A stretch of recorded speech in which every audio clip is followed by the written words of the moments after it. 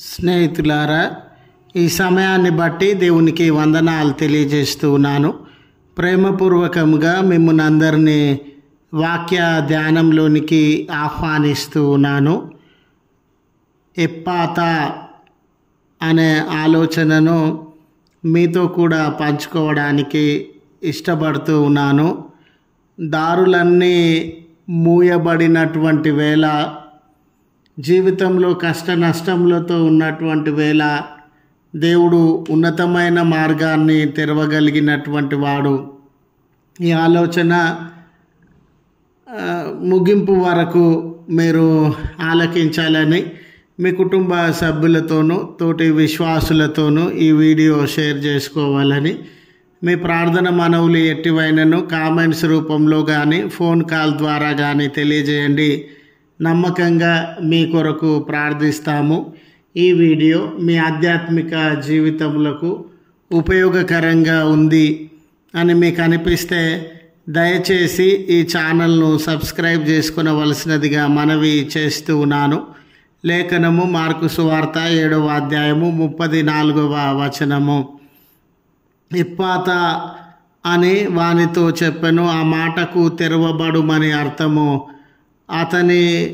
వాని చెవులు అంతటా వాని చెవులు తెరవబడెను. స్నేహితులారా, జీవితంలో ఒక్కొక్క పర్యాయము అన్ని దారులు మూసుకుపోయినవి. ఈ కష్టం నుండి, ఈ నష్టం నుండి నేను ఏ రీతిగా గట్టెక్కాలి, ఎటువైపు చూసినా ఏ దారి కనబడడం లేదు అనే వేదనకరమైన దుఃఖకరమైన పరిస్థితులను మనము అనుభవించేటటువంటి వారంగా ఉంటాం.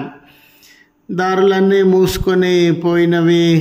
ఈ సమస్య నుండి బయటకు రాలేనేమో. దారులన్నీ మూసుకొని పోయినవి. ఈ అప్పుల గండం నుండి బయటకు రాలేనేమో. దారులన్నీ మూసుకొని పోయినవి. ఈ భర్తతో లేక ఈ భార్యతో కలిసి జీవించే అవకాశము లేదేమో. దారులన్నీ మూసుకొని వెళ్ళిన తర్వాత ఈ ఉద్యోగంలో ఇక ఎదగక ఫలించక ఈ ఉద్యోగంలో బాగుపడలేనేమో అని కృంగేటటువంటి బిడ్డలు, భయానికి వేదనకి లోనయ్యేటటువంటి బిడ్డలు మన చుట్టూ అనేక మంది ఉండడాన్ని మనము గమనించవచ్చు.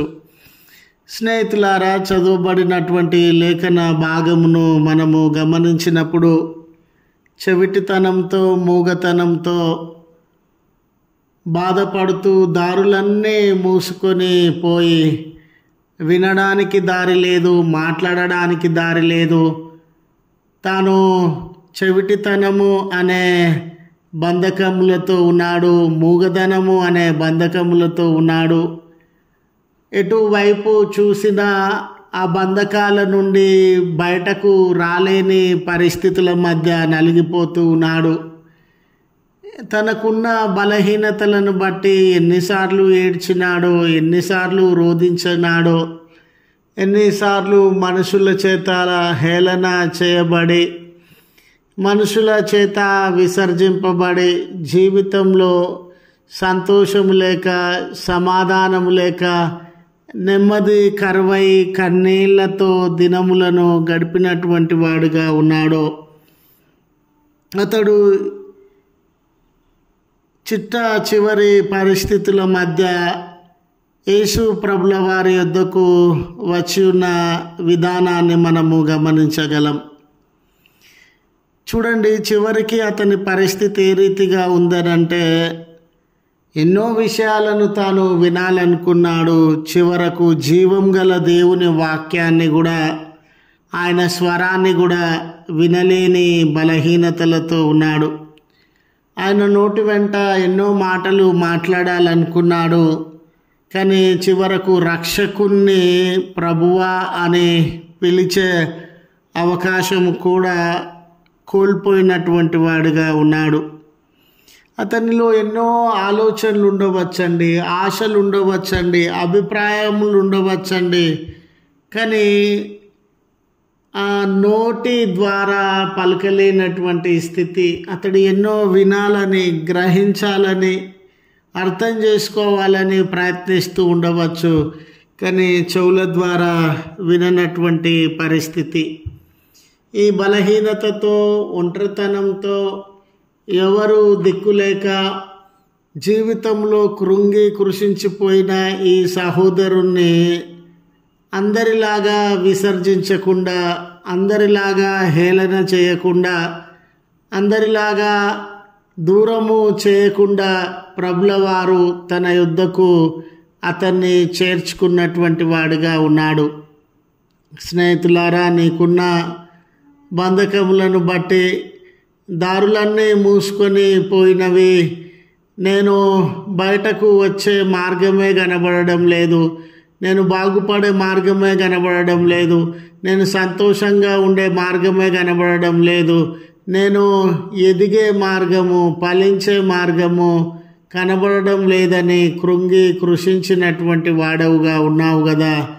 ఆ నలిగిన స్థితిలో, విసిగి వేసారిన స్థితిలో, దుఃఖాన్ని, శ్రమను దిగమింగుతున్నటువంటి స్థితిలో ప్రభుల వారు నిన్ను హక్కున చేర్చుకోవడానికి సిద్ధంగా ఉన్నటువంటి వాడు. ఈ బలహీనతలతో బాధపడుతూ ఉన్న ఆ వ్యక్తితో ప్రభుల వారు ఎప్పాత అనే మాటను పలికినటువంటి వాడిగా ఉన్నాడు. ఈ ఎప్పాత అనే మాటకి తెరవబడుమని అర్థము. ఎప్పుడైతే దేవుడు తెరవబడుమని ఆజ్ఞాపించినాడో, ఆ మాట ఆయన నోటి వెంట రాగానే మూయబడినటువంటి అతని చెవులు తెరుచుకున్నటువంటివిగా ఉన్నవి. అతని యొక్క నాలుక సడలింపబడినటువంటిదిగా ఉండింది. దారులు మూసుకొని పోయినవని తను ఏడ్చినాడు, దారులు మూసుకొని పోయినవని తను కృంగిపోయినాడు, దారులు మూసుకొని పోయినవని వేదనను, శ్రమలను, సమస్యలను అనుభవించినటువంటి వాడుగా ఉన్నాడు.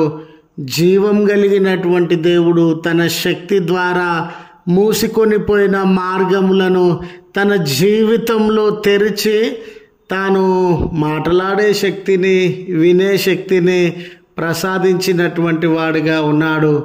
స్నేహితుడా, ఈరోజు నీ జీవితంలో కూడా మూసుకొని పోయిన ద్వారములను ప్రభువు తెరవగలిగినటువంటి వాడు, సడలించగలిగినటువంటి వాడు. గనుక ఏది మూసుకొని పోయి నా జీవితము అతలాకుతలమవుతా ఉంది, నా జీవితం కృంగిపోతూ ఉంది, ధైర్యం నాలో లేదు, శక్తి నాలో లేదు, ఆదరణ నాలో లేదు, నిరీక్షణ నాలో లేదు అని దుఃఖపడుతూ ఉన్నావా? ఆయన కూడా తెరవబడుము అనే మాట నీతో మాట్లాడి దారిని తెరిచి విమోచన శక్తిని నీకు అనుగ్రహించగలిగిన సజీవుడైన దేవుడు అని గుర్తు చేస్తూ ఈ మాటలను ముగిస్తూ ఉన్నాను.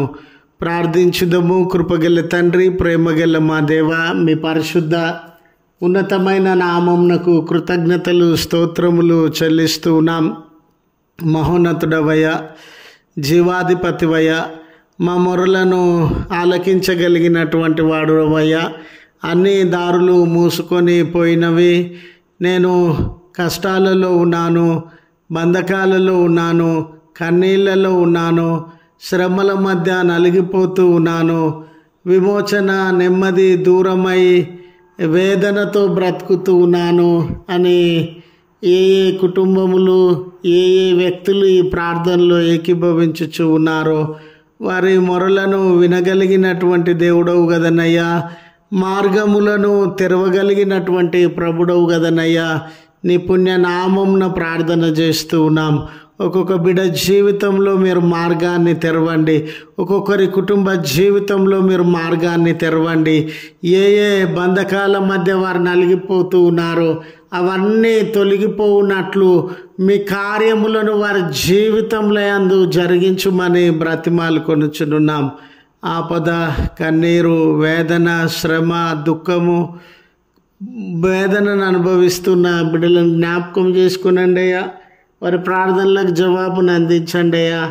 ఈ దినపు దీవెనలతో వారిని దర్శించండి. ఏ నూతనమైన పనులు ఈ రోజులు వాళ్ళు ప్రారంభిస్తూ ఉన్నారో ఆ పనులన్నిటికీ మీ సహాయాన్ని నడిపింపును అనుగ్రహించండి. బర్త్డేస్ అని, వెడ్డింగ్ యానివర్సరీస్ అని గుర్తు చేసుకొనుచు సంతోషించుచున్న బిడ్డల జీవితములను మేళ్లతో నింపి సుదూర ప్రయాణముల కొరకు సిద్ధపడుతున్నటువంటి వారి ప్రయాణమంతటిలో సహాయాన్ని దయచేయమని క్రీస్తు పేరట వేడుకొనుచు నాము తండ్రి. ఆమెన్. తండ్రి, కుమార, పరిశుద్ధాత్మ త్రియేక దేవుని దీవెన మనకు తోడై ఉండి మనలను కాపాడును గాక. ఆమెన్.